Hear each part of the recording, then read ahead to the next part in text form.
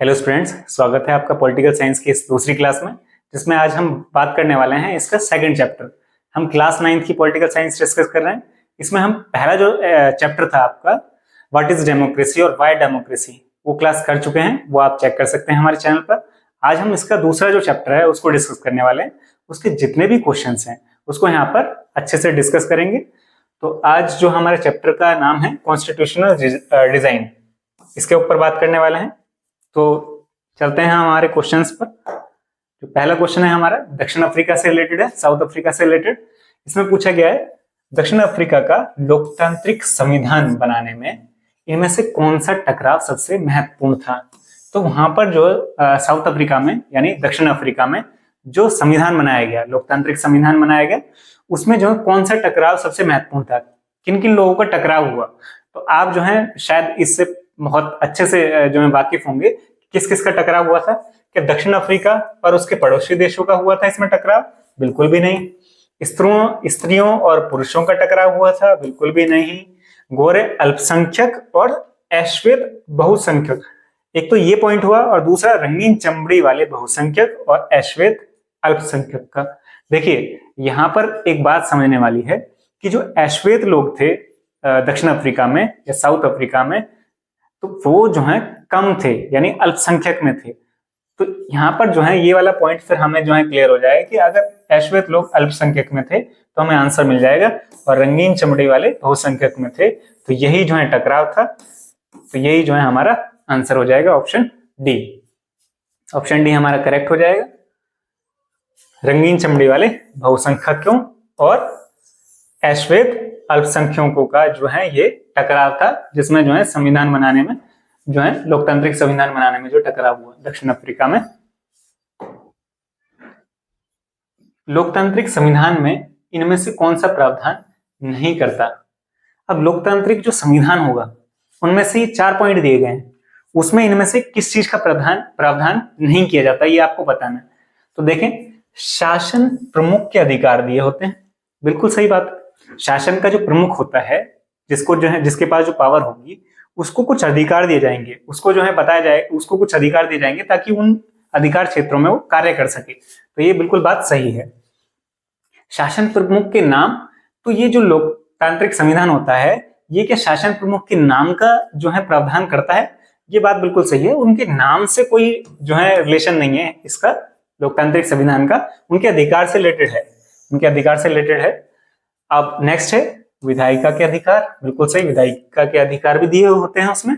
और देश का नाम, जैसे आर्टिकल 1 में जब आप पढ़ेंगे तो देश का नाम जो भारत दिया गया है यानी इंडिया, उसी से रिलेटेड है। तो ये देश का नाम भी उसी में ही होगा, शासन प्रमुख के अधिकार भी और विधायिका के अधिकार भी।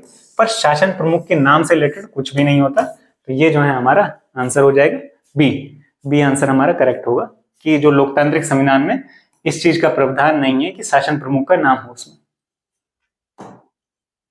देखिए शासन प्रमुख के नाम से कोई रिलेशन नहीं है, तो ये हमारा आंसर, इसका आंसर हो जाएगा। अब यहाँ पर जो है संविधान निर्माण में जो है कुछ नेता के नाम दिए गए हैं, और आपको उनकी जो भूमिका रही, उनके क्या रोल रहे, वो उससे जो है आपको मैच करना है। जैसे मोतीलाल नेहरू, मोतीलाल नेहरू ने क्या कार्य किया? मोतीलाल नेहरू ने जो है क्या किया, 1928 में जो है भारत का संविधान बनाया था, पहला हो गया। बी आर अम्बेडकर ने क्या किया? बी आर अम्बेडकर जो है प्रारूप समिति के अध्यक्ष थे। राजेंद्र प्रसाद जो है संविधान सभा के अध्यक्ष रहे, और सरोजनी नायडू संविधान सभा की सदस्य रही। क्लियर? दोबारा रिपीट कर देते हैं इनको जो है अरेंज करके आगे आंसर में, ताकि आपको क्लियर हो जाए सामने। मोतीलाल नेहरू 1928 में उन्होंने भारत का संविधान बनाया था। दूसरा बी आर अम्बेडकर प्रारूप समिति के अध्यक्ष थे, वो प्रारूप कमेटी जो थी उसके अध्यक्ष थे। राजेंद्र प्रसाद संविधान सभा के अध्यक्ष रहे, और सरोजनी जो नायडू थी संविधान सभा की सदस्य रही। नेक्स्ट क्वेश्चन है हमारे संविधान दिशा देने वाले कुछ मूल्य और उनके अर्थ दिए गए हैं। संविधान को जो है जो दिशा देने वाले कुछ मूल्य दिए गए हैं यहाँ पर, और ये उनके अर्थ हैं, तो आपको उनसे मैच करना है। तो संप्रभु का मतलब क्या होता है? संप्रभु का मतलब लोगों को आपस में जोड़ना, यानी संप्रभु का अर्थ होता है लोगों को आपस में परिवार की तरह रहना चाहिए। ये जो है संप्रभु का अर्थ है जो हमारे संविधान में दिया गया है। उसके कुछ मूल्य हैं। गणतंत्र, गणतंत्र का अर्थ क्या है कि शासन प्रमुख एक चुना हुआ व्यक्ति होगा। जैसे हमारे यहाँ जो है इनडायरेक्टली जो हमारे राष्ट्रपति हैं, जो शासन प्रमुख हैं एक तरीके से, वो जो है इनडायरेक्टली लोगों द्वारा चुने गए हैं, क्योंकि लोग जो है, हम जो है सांसद को और जो है हमारे जो अन्य जो विधानसभाओं में जो हम अपने विधायकों को चुनते हैं, वही जो मिलकर राष्ट्रपति का चुनाव करते हैं, उनके लिए वोटिंग करते हैं। तो हम इनडायरेक्टली जो लोग हैं वो हमारे अपने शासन प्रमुख को चुनते हैं। तो ये जो है गणतंत्र, यानी कि हम जो है जब हमारे जो है सीनियर जो मेन देश के प्रमुख बने राष्ट्रपति, उस दिन से हम गणतंत्र हुए। 1947 में तो हम आजाद हुए थे, स्वतंत्र हुए थे, पर जो 26 जनवरी 1950 जब हमारा जो है संविधान बन गया और उसमें जो है हमारे जो देश के प्रमुख जो है राष्ट्रपति बन गए, तो उस दिन से ही हम जो है गणतंत्र हुए। तो गणतंत्र दिवस जो मनाते हैं उसका अर्थ पता होना चाहिए कि गणतंत्र दिवस का अर्थ क्या है, कि हमारे देश का जो प्रमुख है वो लोगों के द्वारा ही इनडायरेक्टली चुने गए हैं, इसलिए हम गणतंत्र हैं। तो शासन प्रमुख जो है एक चुना हुआ व्यक्ति हो, यानी जैसे अगर ब्रिटेन में देखें तो वहां के राजा और रानी होते हैं, वो जो है उनके पिताजी थे, फिर ऐसी उनकी बेटी या फिर उनके पिताजी, इस तरीके से रहे। पर हमारे यहाँ जो है चुना हुआ व्यक्ति होता है। बंधुत्व का मतलब क्या है? फैसले लेने का अधिकार जो है, सर्वोच्च अधिकार लोगों के पास है। बंधुत्व का मतलब ये है। और धर्मनिरपेक्ष, धर्मनिरपेक्ष मतलब जो सरकार के किसी भी धर्म के निर्देश के अनुसार काम नहीं करेगी। सरकार जो है किसी धर्म के लिए काम नहीं करेगी, ना ही उनके निर्देश के अनुसार काम करेगी। सरकार जो है निष्पक्ष होकर प्रत्येक जो नागरिक को जो है, प्रत्येक नागरिक, अपने देश के प्रत्येक नागरिक के लिए कार्य करेगी। यही जो है धर्मनिरपेक्ष है। तो ये सभी जो है हमारे संविधान के मूल्य हैं और ये जो है उनके अर्थ हैं। तो यहाँ पर जो है आगे मैच भी किए हुए हैं, आप इन्हें देख सकते हैं कि संप्रभु का अर्थ होता है फैसले लेने का सर्वोच्च अधिकार लोगों के पास है। गणतंत्र का अर्थ क्या है? शासन प्रमुख एक चुना हुआ व्यक्ति है। बंधुत्व का अर्थ क्या है? लोगों को आपस में परिवार की तरह रहना चाहिए। और धर्मनिरपेक्ष का अर्थ है सरकार किसी धर्म के निर्देशों के अनुसार कार्य नहीं करेगी, काम नहीं करेगी। नेक्स्ट क्वेश्चन है हमारा, कुछ दिन पहले नेपाल आपके मित्र ने वहां की राजनीतिक स्थिति के बारे में आपको पत्र लिखा था। वहां अनेक राजनीतिक पार्टियां राजा के शासन का विरोध कर रही हैं। तो वहां पे जो है राजा का शासन है अभी नेपाल में, और जो अनेक राजनीतिक पार्टियां उसका विरोध कर रही हैं।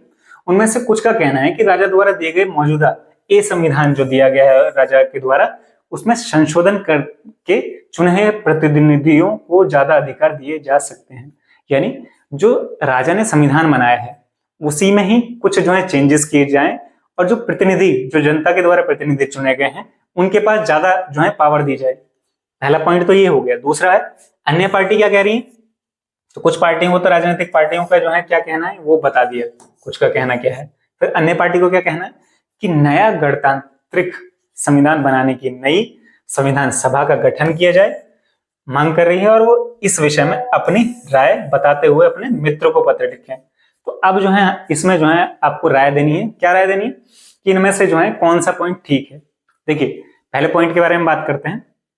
राजा ने जो है पहले से संविधान बनाया हुआ है, तो कुछ पार्टी कह रही हैं कि उसमें जो है संशोधन कर लिया जाए। अगर वो संविधान सही है, यहाँ पे दो पॉइंट हो सकते हैं कि पहला जो है उसी संविधान में जो है अगर चेंजेस हो सकते हैं और पहले वाली जो चीजें हैं वो ठीक है, तो उसी में चेंजेस किए जाएं। और जो ये अधिकार मांग रहे हैं, जो प्रतिनिधि चुने हुए अधिकार मांग रहे हैं, तो उन्हें जो है अधिकार प्रोवाइड कर दिए जाए। बिल्कुल सही है बात। और अगर ऐसा पॉसिबल नहीं है, जो राजा के द्वारा संविधान बनाया गया है वो जो है बिल्कुल ठीक नहीं है, वो लोकतांत्रिक नहीं है, उसमें जो है संशोधन करने के बाद भी जो है वो लोकतांत्रिक नहीं रहेगा, तो वो उसके खिलाफ है लोकतांत्रिक। तो क्या किया जा सकता है? नई जो संविधान सभा की मांग की जा रही है, उसी तरीके से एक नई संविधान सभा गठित की जाए, जिसमें जो है निर्वाचित लोग जो है होंगे, वो जो है वो एक संविधान का निर्माण करेंगे। तो ये एक जो है सेकंड पॉइंट हो सकता है। तो पहले वाला पॉइंट हो सकता है अगर उसमें जो है कुछ जो है प्रॉब्लम नहीं है। फिर अगर प्रॉब्लम है तो जो है एक नया संविधान बनाया जा सकता है। तो यहाँ पर जो है आंसर भी देख लेते हैं। दोनों विकल्प जो है प्रशंसनीय है यदि मौजूदा संविधान उचित है। वही बात कि उचित है तो निर्वाचित प्रतिनिधियों को और अधिक शक्तियों को शामिल करने के लिए संशोधन किया जा सकता है, और अधिक शक्तियां दी जाएं। निर्वाचित जो लोग हैं प्रतिनिधि, यदि मौजूदा संविधान में खामियां हैं, अगर उसमें कुछ खामियां हैं तो नए संविधान का मसौदा तैयार किया जाना चाहिए और निर्वाचित प्रतिनिधियों को शामिल करके एक संविधान सभा का गठन किया जाना चाहिए। निर्वाचित प्रतिनिधि होने चाहिए। बात ये याद रखिए कि जो निर्वाचित यानी लोगों के द्वारा चुने गए प्रतिनिधि हैं, उन्हीं के द्वारा संविधान सभा का जो है गठन किया जाएगा। उन्हें सामूहिक रूप से किसी विशेष विकल्प के बारे में निर्णय लेने चाहिए। ठीक है, दोनों ही चीजें सही हैं। पहले अगर जो है वैसे ही पॉसिबल है उसमें जो है ऐड कर दी जाए और शक्तियां तो चल जाएगा तो काम तो ठीक है। अगर उसमें ज्यादा खामियां हैं तो नया संविधान बना सकते हैं। नेक्स्ट क्वेश्चन आ गए हम। भारत के लोकतंत्र के स्वरूप में विकास के प्रमुख कारणों के बारे में कुछ अलग अलग विचार इस प्रकार हैं। इनमें से हर कथन को भारत में लोकतांत्रिक व्यवस्था के लिए कितना महत्वपूर्ण कारण मानते हैं। तो ये जो कुछ पॉइंट्स हैं, तो भारत के लोकतांत्रिक होने में इनका जो है महत्वपूर्ण है ये या नहीं है, ये इस पे हमें बात करनी है। अंग्रेज शासकों ने भारत को उपहार के रूप में लोकतांत्रिक व्यवस्था दी। हमने ब्रिटिश हुकूमत के समय बनी प्रांतीय असेंबलियों के जरिए लोकतांत्रिक व्यवस्था में काम करने का प्रशिक्षण पाया। ये बात बिल्कुल सही है। हमने जो है उनसे एक तरीका जाना कि लोकतांत्रिक जो किस तरीके से ये आगे चला गया। तो लोकतांत्रिक व्यवस्था किस तरीके से काम करती है, ये जो है हमने जो है इनसे जाना था। तो बात बिल्कुल सही है। ठीक है, सेकंड पॉइंट है हमारे स्वतंत्रता संग्राम ने औपचारिक शोषण, औपनिवेशिक शोषण और भारतीय लोगों को तरह तरह की आजादी ना दिए जाने के विरोध किया। ऐसे में स्वतंत्र भारत को लोकतंत्र होना ही था। देखिए, आप भी जानते हैं कि आजादी से पहले क्या हुआ, जो औपनिवेशिक शासन द्वारा शोषण किया जा रहा था उसको, और साथ ही साथ भारतीय लोगों को तरह तरह की आजादी जो नहीं दी जा रही थी, जैसे प्रेस की स्वतंत्रता छीन ली गई। तो ये क्या थे, इससे लोग जागरूक थे, लोग इसका विरोध कर रहे थे, और ये जो है सब लोगों को साथ में एक साथ लेके आ रही थी। ये जो चीजें थी ये सब लोगों को इकट्ठा करने में जो है हेल्प कर रही थी। तो इसी तरीके से जो है लोग, एक तो जो है जो चीजें गलत थी उसके लिए लोग इकट्ठे एक साथ आ रहे थे। तो ये लोकतंत्र में एक तरीके से इसने भी भागीदारी निभाई। ये एक महत्वपूर्ण कारण था। ये भी एक महत्वपूर्ण कारण था जिसमें जो है औपनिवेशिक जो शोषण हो रहा था उसको लोगों ने समझा और आजादी जो नहीं दी जा रही थी उसका भी विरोध किया। थर्ड है हमारे राष्ट्रवादी नेताओं की आस्था लोकतंत्र में थी। बिल्कुल बात सही है। अनेक नव स्वतंत्र राष्ट्रों में लोकतंत्र का नाना हमारे नेताओं की महत्वपूर्ण। अब जो हमारे जो राष्ट्रवादी नेता थे उन्होंने जो है एक संविधान बनाकर हमें जो है हमारे जो देश के प्रत्येक नागरिक को वो अधिकार प्रोवाइड किए जो एक लोकतांत्रिक देश में होने चाहिए। तो ये उन नेताओं की आस्था ही तो थी जो उन्होंने जो है उन शक्तियों का दुरुपयोग नहीं किया, उनका उपयोग करके एक लोकतांत्रिक देश बनाया। तो ये बात बिल्कुल सही है। और हम देख रहे हैं कि अब जो नए स्वतंत्र राष्ट्र बन रहे हैं उसमें लोकतंत्र का ना आना हमारे नेताओं की महत्वपूर्ण भूमिका को रेखांकित करता है कि वहां पर जो है एक ऐसे नेताओं की कमी है जो है अपने आप को छोड़कर अपनी उन शक्तियों का जो है दुरुपयोग ना करके उनका उपयोग सदुपयोग करके लोकतांत्रिक देश का निर्माण करें। ऐसे अब नेताओं की कमी है। और हमारे जो देश में हम जो है भाग्यशाली हैं कि हमारे पास इस तरीके के नेता रहे जिन्होंने जो है हमारे लोकतंत्र में एक महत्वपूर्ण भूमिका निभाई। ये जो है हमारे पॉइंट्स थे, तीनों ही करेक्ट हैं। आगे जान लेते हैं इनके आंसर। तो इस तथ्य के महत्व को नजरअंदाज तो नहीं किया जा सकता। किसको? जो अंग्रेजों से जो है हमने उनकी लोकतांत्रिक व्यवस्था के बारे में सीखा। स्वीकार करना चाहिए हमें कि ब्रिटिश शासकों से कई अच्छी चीजें सीखी और लोकतंत्र उनमें से एक था। सेकंड पॉइंट क्या है? भारत में राष्ट्रवाद के विचार को फैलाने और सर्वसम्मति से निर्णय लेने अभ्यास को बढ़ाने के लिए स्वतंत्रता संघर्ष महत्वपूर्ण था। तो जो है राष्ट्रवाद के विचार को फैलाने के लिए और सर्वसम्मति से निर्णय मतलब सभी उसमें सभी जो है शामिल होने चाहिए उस निर्णय में। तो ये जो है अभ्यास कब बढ़ा? जब जो है लोगों ने एक साथ मिलकर विरोध किया।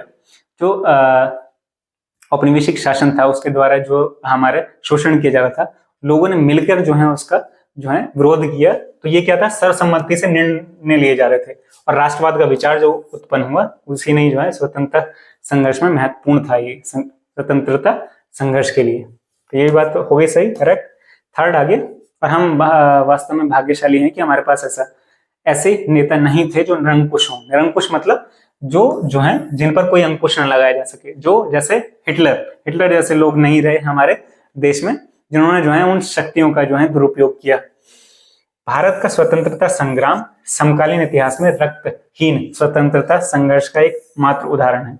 तो यहाँ पर जो है हमने जो है हमें जो है जो आजादी मिली उसमें रक्तहीन स्वतंत्रता एक तरीके से रही। वैसे तो जो है अगर हम देखें तो स्वतंत्रता तो मिली हमें, साथ ही साथ जो हमारे पॉलिटिकल कुछ लीडर्स रहे, ऐसे हमारे नहीं, कुछ पॉलिटिकल ऐसे लीडर रहे, जैसे हिंदुस्तान और पाकिस्तान का जो बंटवारा हुआ उसमें जो है लोगों की जो है मृत्यु हुई, उसमें जो है संघर्ष हुआ, वो रहा अलग।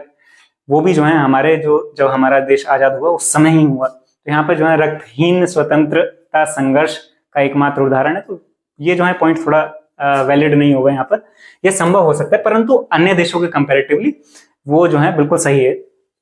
यह संभव हो सकता है क्योंकि हमारे राष्ट्रवादी नेताओं में दूसरों के विचारों को सुनने की परिपक्वता थी। तो हमारे जो नेता थे उस समय, अगर आप एक सीरीज है, अगर आप शांति से बैठ के सुन सकते हैं, यूट्यूब पे एक संसद के नाम से होगी, एक सीरीज है, 10 एपिसोड है, एक घंटे के एपिसोड है।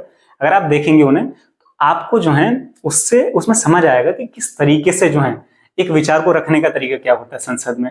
और उस पे जो है अगर आप सहमत हैं तो किस तरीके से बोलें और असहमत हैं तो किस तरीके से अपना जो है विचार प्रकट करें। तो बहुत अच्छी सीरीज है, अगर आप देखेंगे तो उस समय जो है दूसरे के विचारों को सुनने की परिपक्वता थी। यही जो है एक इंपॉर्टेंट पॉइंट हुआ। अगले क्वेश्चन पे चलते हैं हम। 1912 में प्रकाशित विवाहित महिलाओं के लिए आचरण एक बुक है, 1912 में प्रकाशित हुई, उसका एक अंश है। ईश्वर ने औरत जाति को शारीरिक और भावनात्मक दोनों ही तरह से ज्यादा नाजुक बनाया है, उन्हें आत्मरक्षा के योग्य नहीं बनाया है। इसलिए ईश्वर ने उन्हें जीवन भर पुरुषों के संरक्षण में रहने का भाग्य दिया है, कभी पिता के, कभी पति के, कभी पुत्र के। इसलिए महिलाओं को निराश होने की जगह इस बात पर अनुग्रहित होना चाहिए कि वे अपने आप को पुरुषों की सेवा में समर्पित कर सकती हैं। क्या इस अनुच्छेद में व्यक्त मूल्य संविधान के दर्शन से मेल खाते हैं? क्या इसमें संविधान में जो बताया गया है उससे मेल खाते हैं संविधान जो हमारा कह रहा है? तो बात बिल्कुल, अगर आप सुन भी रहे होंगे तो आपको बहुत नेगेटिव लग रहा होगा, क्योंकि यहाँ पे जिस तरीके की बात की गई है उसमें महिलाओं के अधिकारों को पूरी तरीके से जो है नकार दिया गया है। तो ये जो है गलत है इसमें जो दिया गया है, क्योंकि प्रत्येक नागरिक के अधिकार हैं, वो भी स्वतंत्र हैं, वो अपनी रक्षा के लिए स्वयं अपनी रक्षा कर सकती हैं। अब हम जो है हमारे देश में इतने बड़े बड़े नामों के बारे में पढ़ते हैं, रानी लक्ष्मीबाई के बारे में पढ़ते हैं, जिसमें जो है आप 6th क्लास में जो है आपने एक पोएम भी पढ़ी होगी, खूब लड़ी मर्दानी वह तो झांसी वाली रानी थी। तो ऐसा जरूरी नहीं है कि वो जो है पुरुषों पे ही डिपेंड रहे। तो ये जो है संविधान के जो हमारे दर्शन से बिल्कुल मेल नहीं खाते, क्योंकि उसमें जो है इक्वल राइट्स की बात करता है हमारा संविधान, और यहाँ पर जो है इक्वल राइट्स की बात नहीं कर रहा है। तो ये जो है संविधान के जो हर नागरिक के साथ समान रूप से लैंगिक भेद करता है, इसलिए यह अनुच्छेद हमारे संविधान में अंतर्निहित मूल्य को नहीं दर्शाता है, क्योंकि हमारा संविधान कहता है कि प्रत्येक नागरिक के साथ समान रूप से व्यवहार किया जाना चाहिए, और ये जो है उससे मेल नहीं खा रहा है। तो ये जो है नहीं है, हमारे जो संविधान से संबंधित नहीं है, उसके दर्शन से मेल नहीं खाता है। नेक्स्ट क्वेश्चन है, कुछ कथन दिए गए, आप उससे सहमत हैं या नहीं सहमत हैं वो बताना है, और साथ ही साथ आपको कारण भी बताना है। तो संविधान के नियमों की हैसियत किसी भी अन्य कानून के बराबर है। तो संविधान के नियमों की हैसियत किसी भी अन्य कानून के बराबर है क्या? ये बात जो है गलत है। आगे मैं जो है इसे एक्सप्लेन करूंगा। संविधान बताता है कि शासन व्यवस्था के विविध अंगों का गठन किस तरह का होगा, ये भी बात बिल्कुल गलत है। नागरिकों के अधिकार और सरकार की सत्ता की सीमाओं का उल्लेख भी संविधान में स्पष्ट है, बिल्कुल सही है। नागरिकों के अधिकार, आपके अधिकार जो हैं, जो सभी अधिकार आपके जो है संविधान में दिए गए हैं, बिल्कुल सही है। और सरकार की सत्ता की सीमा वो भी बताई गई कि सरकार जो है किन किन क्षेत्रों में कार्य करेगी, और नागरिकों के अधिकारोों के साथ जो है उनका हनन नहीं होना चाहिए। जब वो अपने कार्य कर रही होगी तो नागरिकों के जो अधिकार दिए गए हैं उनका हनन नहीं होना चाहिए। संविधान संस्थाओं की चर्चा करता है, बिल्कुल सही। जितनी भी संस्थाएं हैं, चाहे वो यूपीएससी है, चाहे वो निर्वाचन आयोग है, ये सभी की चर्चा करता है। उसका मूल्यों से कुछ लेना देना नहीं है, बिल्कुल ये जो है गलत है कि मूल्यों से लेना देना नहीं है, वो मूल्यों पर भी आधारित है। पहले आप पढ़ चुके हैं कि इसी जो क्वेश्चन की सीरीज में, जिसमें उसमें बात की गई थी, कुछ मूल्यों की बात की गई थी, जैसे धर्मनिरपेक्ष एक मूल्य है, उसी से उसका अर्थ भी दिया गया था। तो ये जो है यहाँ पर ये वाला पॉइंट सही है और ये पॉइंट गलत है। तो आगे जो है हम इसे डिस्कस कर लेते हैं।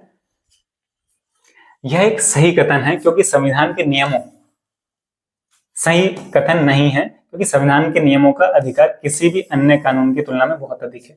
क्योंकि संविधान के जो नियम है उसका जो वैल्यू है वो किसी भी अन्य कानून से बहुत ज्यादा है। तो ये जो है पहला जो पॉइंट था वो गलत हो जाता है। किस लिए गलत हुआ वो यहाँ पर बता दिए गए हैं। दूसरा पॉइंट भी सही नहीं है क्योंकि हमारा संविधान जो है बताता है कि सरकार के विभिन्न अंगों का गठन कैसे किया जाएगा। तो हमारा संविधान क्या बताता है कि सरकार के विभिन्न अंगों का गठन कैसे किया जाएगा, और यहाँ पे क्या था, शासन व्यवस्था के विभिन्न अंगों का गठन किस तरह होगा का संविधान ये नहीं बताता, बल्कि सरकार के विभिन्न अंगों का गठन कैसे होगा वो बताता है। थर्ड, यह एक सही कथन है। थर्ड हम बता ही चुके हैं कि नागरिकों के अधिकार की बात कर रहा है और सरकार की शक्ति की सीमाओं की बात कर रहा है, तो ये जो है बिल्कुल सही कथन था। फोर्थ, एक संविधान उन संस्थाओं के बारे में है जिनके माध्यम से विभिन्न मूल्यों को विकसित किया जा रहा है। तो यहाँ पर बात की मूल्यों पर भी आधारित है, तो मूल्य वाला पॉइंट वहां पे नहीं है, वो दे रखा था तो वो गलत हो जाता है। तो ये जो है उन संस्थाओं के बारे में जिनमें जो है मूल्यों से, जिनके माध्यम से विभिन्न मूल्यों को विकसित किया जा रहा है। तो ये जो है हमारे आज के सारे क्वेश्चन से। अगर आपका कोई और क्वेश्चन है तो आप कमेंट बॉक्स में कमेंट कर सकते हैं। ये हमारे पॉलिटिकल साइंस का दूसरा चैप्टर है, क्लास 9th का। आगे भी ऐसे ही जो चैप्टर्स आपको मिलते रहेंगे। कोई भी आपकी क्वेरीज हो आप कमेंट बॉक्स में कमेंट करें। अगर आपको वीडियो अच्छी लग रही है तो लाइक कीजिए, अपने दोस्तों के साथ शेयर कीजिए और चैनल को सब्सक्राइब कीजिए। Thank you.